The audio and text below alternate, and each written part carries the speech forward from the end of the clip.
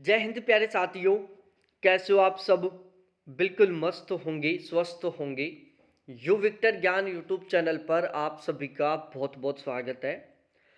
आज के इस वीडियो में हम बहुत ही डिटेल से डिस्कस करने वाले हैं। एक पोस्ट है जिसका नाम है डीजी, डायरेक्टर जनरल, और इसी के सैलरी के बारे में हम इस वीडियो में डिटेल से डिस्कस करने वाले हैं। देखो, डीजी जब कोई बनता है तो उसके लिए किसी तरीके से कोई एग्ज़ाम का सिस्टम नहीं होता कि आप एग्ज़ाम देकर डायरेक्टली डीजी बन गए। डीजी प्रशासनिक सेवा में एक सबसे ऊंची पोस्ट होती है। जब कोई आईएएस ऑफिसर बनता है तो वो फिर लगभग 30 साल की सर्विस के बाद में क्या बनता है? डीजी बनता है। सपोज डेट कोई कैंडिडेट लगभग 25 साल की एज में आईएएस ऑफिसर बन गया, डायरेक्ट आईएएस ऑफिसर, तो वो फिर प्रमोट होकर क्या बनता है? एक दिन डीजी बनता है। तो ओवरऑल जो डीजी होती है ना, वो प्रशासनिक सेवा में सबसे ऊंची पोस्टों में शामिल होती है। डीजी के अंदर पता नहीं कितने आईएएस ऑफिसर काम करते हैं, और डीजी के अंदर बहुत सारे जिले आते हैं। मतलब ओवरऑल हम कह सकते हैं कि बहुत सारे बड़े बड़े जिलों का मालिक होता है डीजी, जिसके अंडर बहुत सारे कलेक्टर काम करते हैं। तो आप खुद सोच सकते हो कि कितनी ऊंची पोस्ट होगी। और आज के इस वीडियो में हम इसकी सैलरी के बारे में डिस्कस करते हैं कि इसको कितनी सैलरी मिलती है, इसको कितने कौन कौन से अलाउंस मिलते हैं। देखो, जो डीजी की पोस्ट होती है ना, वो लेवल 17 में आती है। इसका कोई ग्रेड पे नहीं होता, क्योंकि ग्रेड पे का सिस्टम केवल लेवल 15 तक की पोस्टों तक होता है। केवल 10,000 तक का ग्रेड पे, उसके बाद में ग्रेड पे नहीं होता। तो जो डायरेक्टर जनरल है, इस पोस्ट पर आकर जो ग्रेड पे का सिस्टम है पूरा खत्म हो जाता है। सोच सकते हो कितनी बड़ी पोस्ट हो गई। लेवल 17 है इनका। पे स्केल 80,000 है। पे बैंड 6 है। और बेसिक पे इनका 2,25,000 रुपये होता है उस टाइम। कितना होता है? 2,25,000 इनका बेसिक पे है।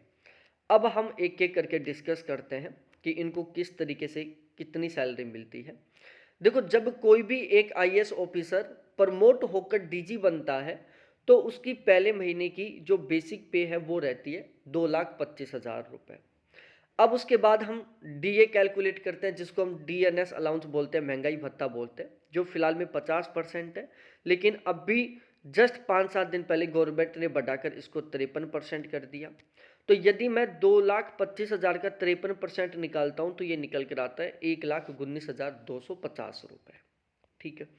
इसके अलावा यदि हम एचआरए के बारे में डिस्कस करें, हाउस रेंट अलाउंस के बारे में डिस्कस करें, तो यहाँ पर इनको लगभग 30% के अकॉर्डिंग एचआरए मिलता है। जो डीजी होता है उसको 10%, 20% के अकॉर्डिंग नहीं, बल्कि डायरेक्टली 30% के अकॉर्डिंग एचआरए मिलता है। तो 2,25,000 रुपये का यदि मैं 30% कैलकुलेट करता हूँ तो 67,500 रुपये इनका एचआरए बनता है। इनको देखो, एचआरए में कंडीशन क्या है? यदि इनको गवर्नमेंट क्वार्टर मिला हुआ है तो फिर इनको एचआरए नहीं मिलता। ध्यान रखना, इनका जो गवर्नमेंट क्वार्टर होता है ना, एक 5 स्टार टाइप का होता है। यदि आप ऐसा क्वार्टर रेंट पर लेकर रहोगे ना, तो कम से कम आपको 3 से 4 लाख रुपए महीने का किराया देना पड़ेगा उस क्वार्टर का। इतना आलीशान क्वार्टर मिलता है इनको बिल्कुल फ्री में। तो यदि इनको क्वार्टर मिलेगा तो उस स्थिति में इनको किसी भी तरीके से एचआरए नहीं मिलने वाला। उसके बाद हम ट्रांसपोर्टेशन अलाउंस की बात करें, भाई इनको गवर्नमेंट गाड़ी मिलती है। और इनको जो गवर्नमेंट गाड़ी दो मिलती हैं, एक तो इनके ऑफिस वर्क के लिए मिलती है, दूसरी इनकी फैमिली के लिए भी इनको गाड़ी प्रोवाइड करवाई जाती है गवर्नमेंट के द्वारा। और दोनों गाड़ियों में जितना भी पेट्रोल का खर्चा होगा, जितना भी डीजल का खर्चा होगा, जितना भी मेंटेनेंस का खर्चा होगा, सारा का सारा गवर्नमेंट उठाती है। साथ ही साथ इनको बिल्कुल फ्री का गवर्नमेंट ड्राइवर मिलता है। उस गवर्नमेंट ड्राइवर को सैलरी भी गवर्नमेंट देती है। तो ओवरऑल एक तरीके से ये समझो, इनको 2 गाड़ियां मिल रही हैं बिल्कुल फ्री में, और वो भी शानदार वाली गाड़ियां। या तो इनोवा मिलती है या फिर इनको स्कॉर्पियो मिलती है, और वो भी बिल्कुल टॉप मॉडल और बिल्कुल नई गाड़ियां मिलती हैं। ठीक है। उसके बावजूद इनको 7200 रुपये ट्रांसपोर्टेशन अलाउंस का मिलता है। डी ऑन टी के इनको 3600 रुपये मिलते हैं। एक FAA नाम से अलाउंस होता है जिसके इनको 18,000 रुपये मिलते हैं। और एक RMA नाम से और अलाउंस मिलता है इनको। आप इसको राशन मनी अलाउंस मत समझना, ये एक RMA नाम से अलाउंस है जिसके इनको 3910 रुपये मिलते हैं। और एक FAA अलाउंस होता है जिसके इनको 18,000 रुपये मिलते हैं। ठीक है। तो इन टोटली सभी को मिलाकर इनकी पहले महीने की सैलरी बनती है 4,44,460 रुपये, 4,44,460 रुपये, ये इनकी पहले महीने की ग्रोस सैलरी बनी है। उसके बाद हम डिस्कस करते हैं डिडक्शन के बारे में, सैलरी में कटौतियों के बारे में। देखो, इनका सबसे पहले एनपीएस कटता है। एनपीएस का सिस्टम क्या होता है आप ऑलरेडी जानते होंगे। तो एनपीएस में इनके कटते हैं 34,424 रुपये। बहुत सारे कैंडिडेटों की तो बेचारों की सैलरी इतनी होगी, इतना तो इनका एनपीएस में कट रहा है। सीजीईजीआईएस के इनके 200 रुपये कटते हैं।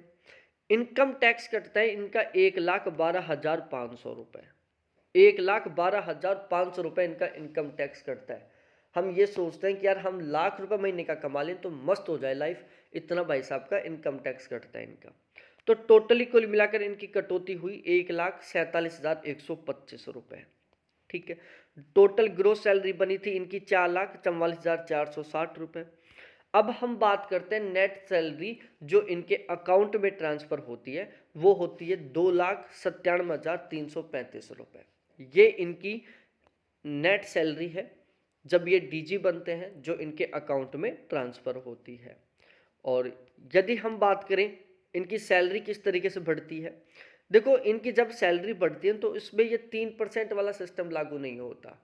इनके हायर पे स्केल रहता है, जिसकी वजह से इनकी जो सैलरी है ना, कभी 10,000 बढ़ जाती है, कभी 20,000 बढ़ जाती है, कभी 30,000 बढ़ जाती है, ऐसे सैलरी बढ़ती है।